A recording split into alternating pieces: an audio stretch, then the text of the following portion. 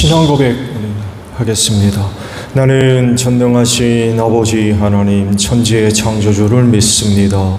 나는 그의 유일하신 아들 우리 주 예수 그리스도를 믿습니다. 그는 성령으로 잉태되어 동정녀 마리아에게서 나시고 본디오 빌라도에게 고난을 받아 십자가에 못 박혀 죽으시고 장사된 지 사흘 만에 죽은 자 가운데서 다시 살아나셨으며 하늘에 오르시어 전능하신 아버지 하나님 우편에 앉아 계시다가 거기로부터 살아있는 자와 죽은 자를 심판하러 오십니다. 나는 성령을 믿으며 거룩한 공교회와 성도의 교제와 죄를 용서받는 것과 몸의 부활과 영생을 믿습니다. 아멘. 찬송가 312장 부르시죠.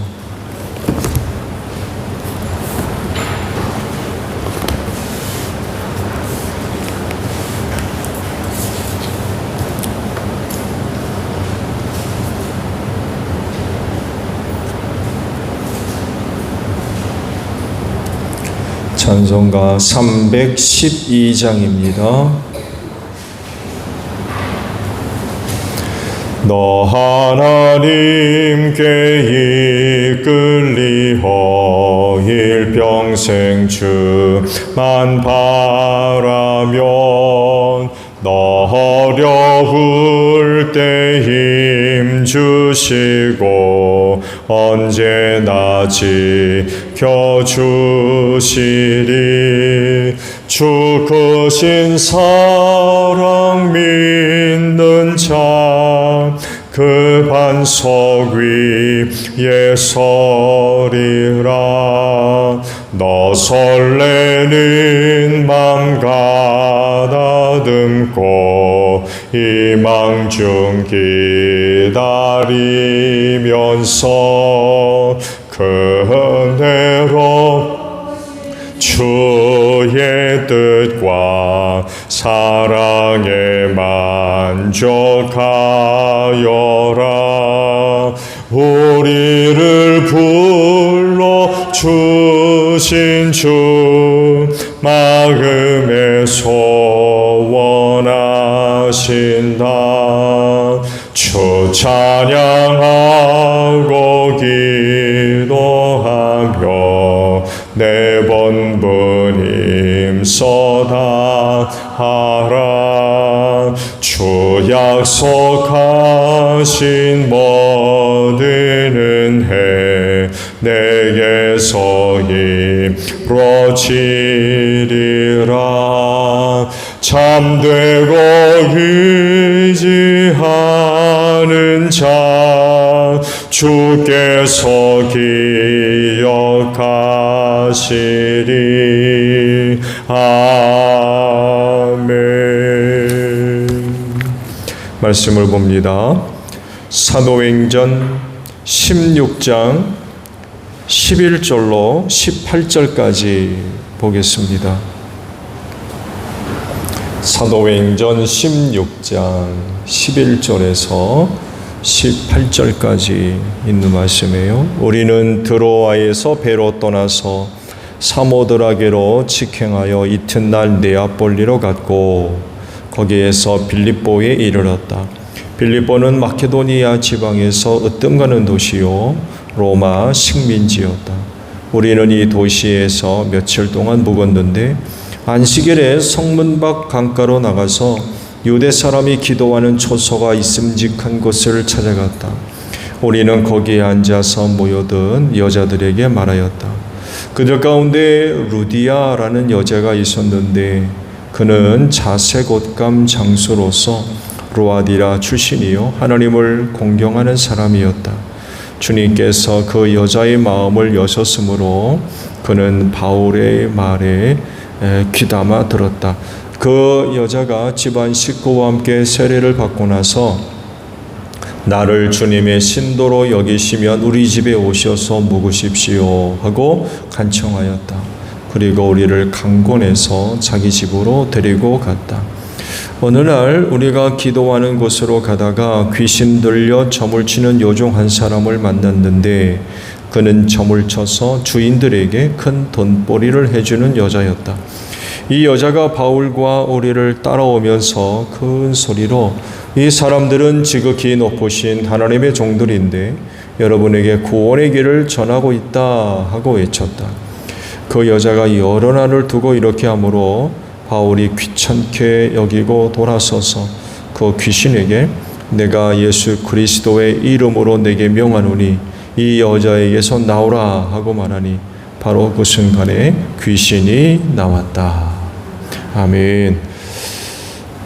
오늘 아침에는요 14절에 있는 말씀을 함께 나눠 보려고 합니다. 14절 하반절에 있는 말씀이에요. 주님께서 그 여자의 마음을 여셨으므로라는 말씀입니다. 성경을 보면 하나님으로부터 쓰임받은 사람들의 이야기죠.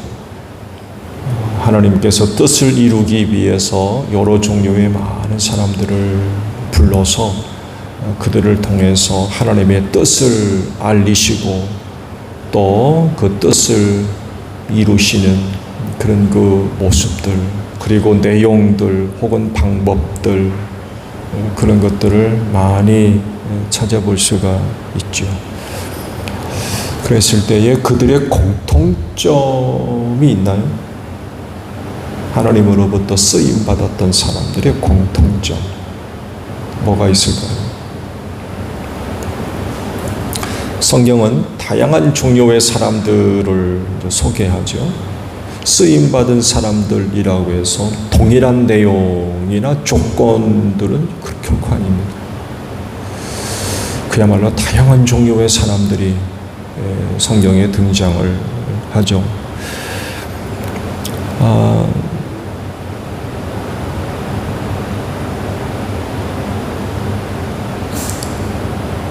사람을 선택해서 사용하려 하실 때에 다른 어떤 누구보다도 좋은 조건의 사람들만 부르셨을까요?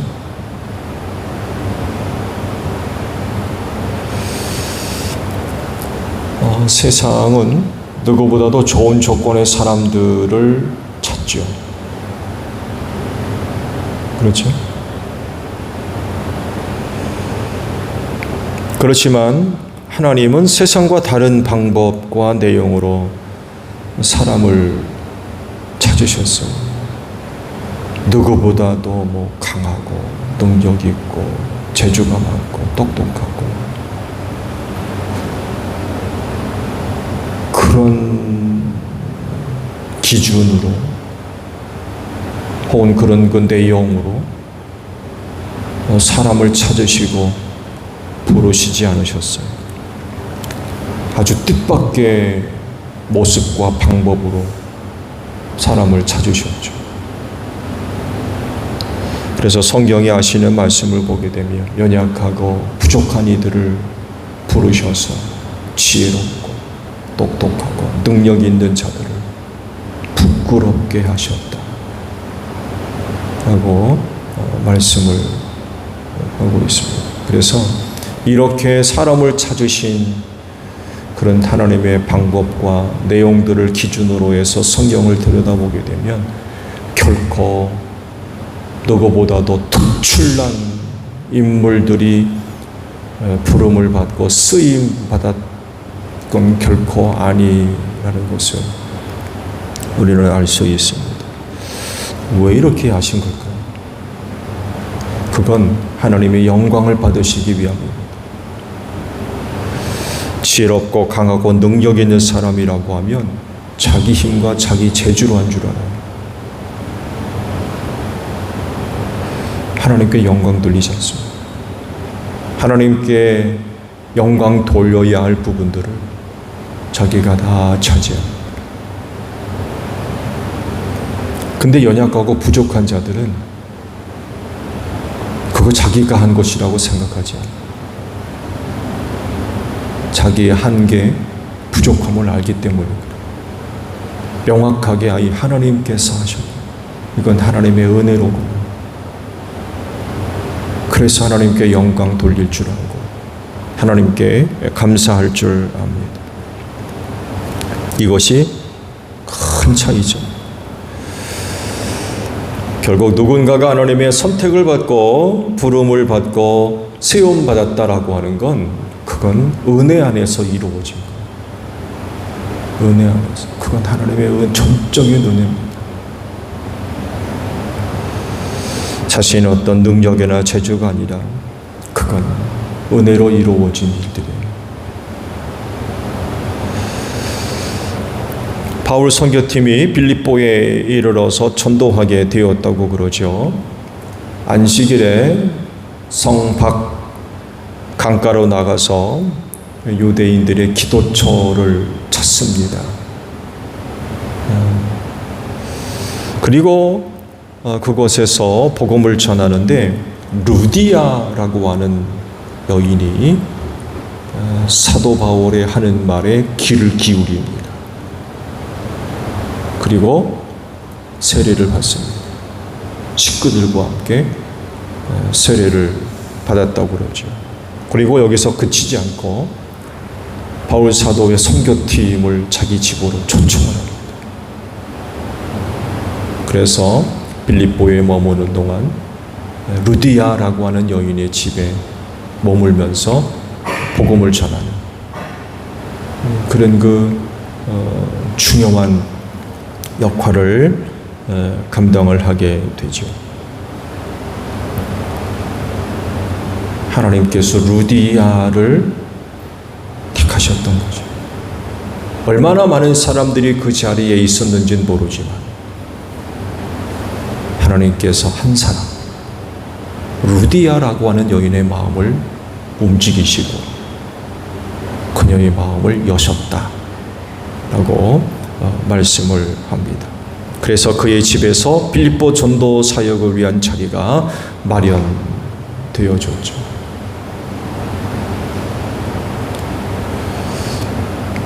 이렇게 일하시는 하나님의 방법을 본다고 하면 조건이 뭐였을까요?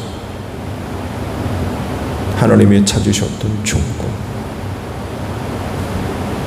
루디아라고 하는 여인이 그 어떤 조건에 맞아서 그렇게 쓰임을 받을 수 있었던 것일까요? 성경을 보게 되면 그녀에 대한 세 가지 내용을 기록을 하고 있죠. 하나는 그녀는 자색 옷감 장수였다라고 소개를 하고 있죠. 여러분 아시듯이 당시 자색의 옷은 아무나 입는 옷이 아닙니다. 자색 자체를 얻는 것이 굉장히 힘들었어요. 조개 껍데기에서 그 자색을 얻을 수 있었고요. 얻어도 아주 소량을 얻어서 이제 물감을 들인 거죠. 자색은 왕들이 입는 옷입니다. 왕족들이 입는 옷입니다. 아무나 입는 옷의 색깔이 아니었어요. 그래서 그녀는 그 빌립보에서 나름 유명세가 있던 여인으로 보시면 좋을 것 같아요. 아무나 할 수 있는 일이 아니었기 때문에 그렇습니다. 또 아무나 입는 옷이 또 아니었고요. 그게 사실이라고 하면 그녀는 루디아는 적어도 왕족들과 친분 관계가 있는 사람입니다. 당연히 유명세가 있을 수밖에 없어요. 그것만이었을까요? 상당한 부도 갖고 있는 사람이었다고 보는 게 맞습니다. 그러니까 사도 바울의 선교팀이 한두 적어도 10명 내외는 될 겁니다. 적어도 10명 내외. 그런 사람들이 묵을 정도의 규모 있는 집을 갖고 있었던 것. 아무나 자기 집으로 들여가지고 묵게 할 수는 없거든요. 그만한 규모의 집 혹은 부 이런 것들을 갖고 있지 않으면 할 수 없는 일을 지금 루디아가 했다는 그런 그 사실입니다. 다른 하나는 하나님을 공경하는 사람이었다라고 소개를 합니다. 그러니까 기도초에 모이죠. 기도초소에 모여서 기도를 하죠. 다른 하나는 결정적으로 주님께서 그 여자의 마음을 여셨다라고 기록을 합니다. 하나님께서 뜻을 이루기 위해서 사람을 불러 세우실 때 결정적인 건 은혜라고 하는 겁니다. 은혜가 그녀에게 임해서 하나님의 은혜 안에서 한 여인의 마음을 움직이셨던 거예요. 이게 결정적인 거예요.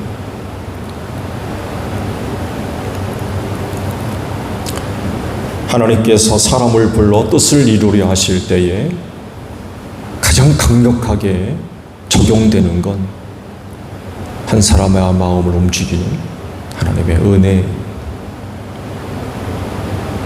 한 여인에게 하나님의 은혜가 임한 거죠.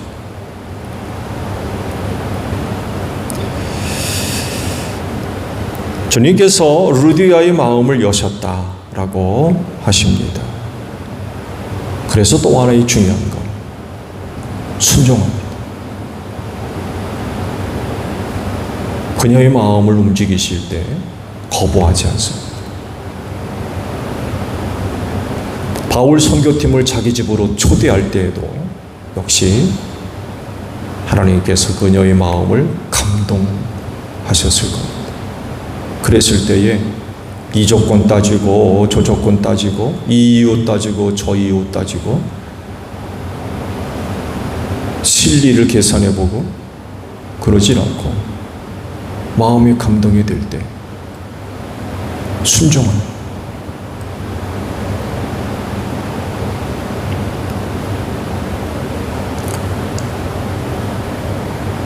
그녀의 그렇게 마음의 움직임은 거기서 끝나는 것이 아니라 온 식구들까지 세례를 받는 데까지 이릅니다.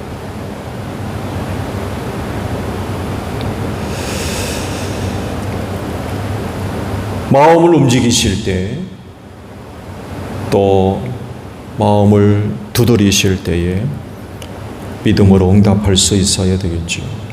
그것을 거절하고 응답하지 않으면 하나님의 뜻을 위해 쓰임 받는데 많은 어려움이 있을 수밖에 없을 겁니다.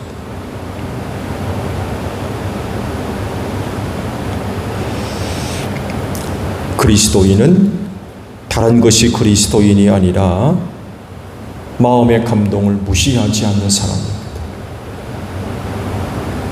더욱이 그 안에 하나님의 영이 거하셔서 당신의 뜻을 이루실 때 마음의 감동들을 주십니다. 그 감동의 믿음으로 순종하는 사람들이 그리스도인입니다. 그렇게 하면서 하나님의 뜻을 이루어 가시는 것.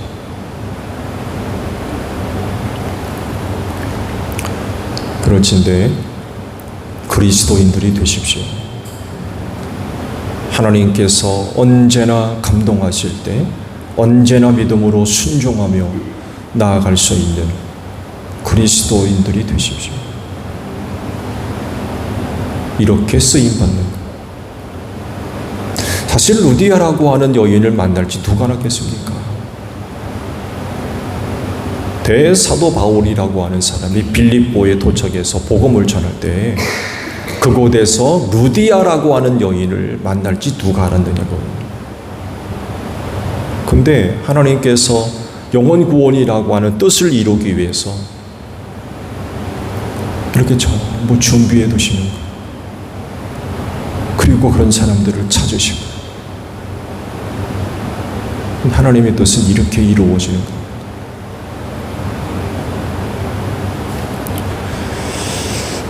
믿음의 순종에서 주님의 뜻을 이루어 드리는 여러분들이 되시기를 바랍니다.